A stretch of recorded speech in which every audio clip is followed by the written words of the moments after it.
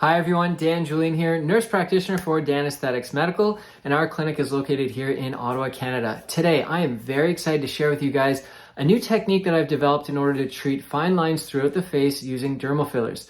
Now, this can be used alone or in adjunct with the already existing ferning or blanching techniques. What differs with mine is that my technique requires less poking, therefore with a little bit of practice, you can get this done at a little bit of a quicker rate as well. So let's get into it. I can't wait for you guys to implement this into your practice because your clients are going to love you for it. So before we begin, I need to stress how safe this technique is.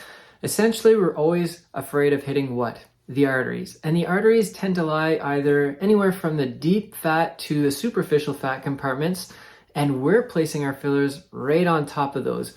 We are placing the first layer subdermally, which is hugging the dermis, and then second layer in between the dermal and epidermal layers. Now, although there are vessels in the dermis, they're so small that they're not going to cause any long-term damage. These VOs are inconsequential. So now let's cover product and needle type. I'm not throwing out brands here because I'm sponsored by them, but to be honest, TOCL's RHA1 and Bellatero Soft are very good for these types of treatments. I am placing this product subdermally and intradermally. So I cannot risk having a Tyndall effect. And I know for a fact that especially the TOCL's RHA1, it's actually designed to be integrated into the skin, where most other fillers are designed to be either in a subcutaneous or a deeper plane. This I can place in these layers, I can rub them out, no Tyndall effect and no bumps, which is amazing. So I highly recommend checking that out and giving them a try. The next is going to be the needle length. I use a 30 gauge half-inch needle.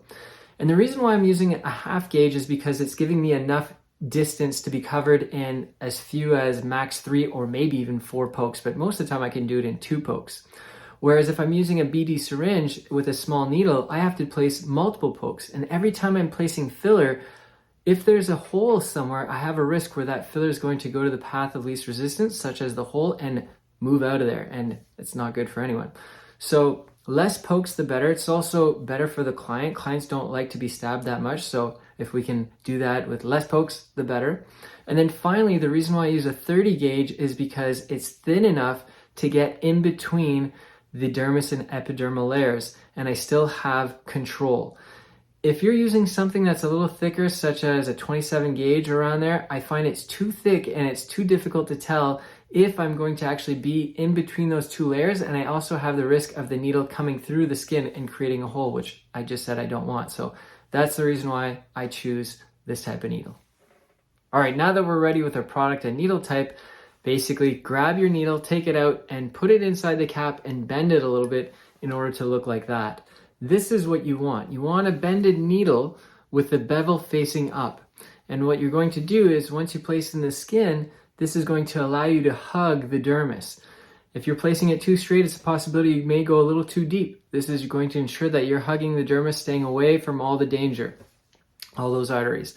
So this is essentially what I'm doing. And my first bead is going to be no more than maybe 0.01. It's a very, very light amount. And as my needle is about to come out of the skin, I keep it there. I don't take it out completely, tilt it a little bit more superficially, and then I go straight in and I take my time. I taunt the skin a little bit and I make sure that I'm in between now the dermis and epidermal layers of the skin. Take your time here. Don't rush it because you do not want this popping out of the skin. If that happens, you're going to lose your product and the product isn't going to stay there. If worst case scenario that happens, then you can go ahead on those areas and use that ferning technique or the blanching technique. Sometimes I'll even use both. If I have a very, very stubborn line on the corner that's extremely deep and needs a little bit more support, I will do this technique followed with a ferning technique, almost kind of like cross hatchets in order to provide that extra support. But the reason why I like this instead of, let's say, the blanching technique just creates multiple pokes. This is essentially 3 pokes. And the reason I prefer this technique over, let's say, a ferning technique, again, less pokes, and I'm placing product only in the desired line. I'm not placing it anywhere beside it.